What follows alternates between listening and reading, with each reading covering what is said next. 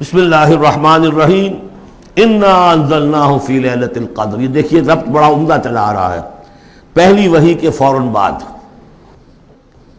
ہم نے اتارا ہے اس کو لیلۃ القدر میں. وما ادراک ما لیلۃ القدر, کیا تم جانتے ہو کیا ہے لیلۃ القدر؟ لیلۃ القدر خیر من الف شہر, وہ لیلۃ القدر 100 مہینوں سے بہتر ہے.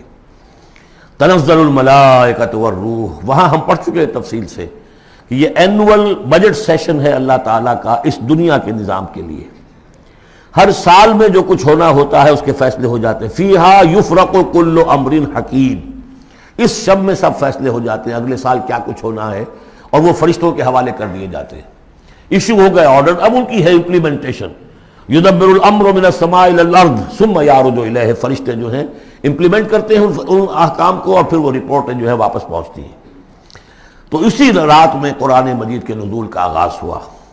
تنزل الملائکۃ والروح فیہا باذن ربہم, اس رات میں اترتے ہیں فرشتے بھی, اور الروح روح الامین روح القدس, وہ کہ چونکہ ان کا ذکر عام طور پہ علیحدہ اس لیے کیا جاتا ہے جو ہم 2 دفعہ پڑھ چکے ہیں.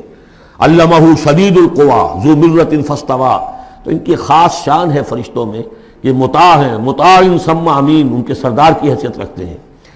تو تنزل الملائکۃ والروح فیہا باذن ربہم, اپنے رب کے حکم سے, من کل امر, ہر امر, جو سارے فیصلے ہو چکے ہوتے ہیں آئندہ سال کے, ان کے بارے میں جو ہے ان کو احکام دے دیے گئے ہوتے ہیں. فیہا یفرق کل امر حکیم, یہ ہم وہاں پڑھ چکے ہیں.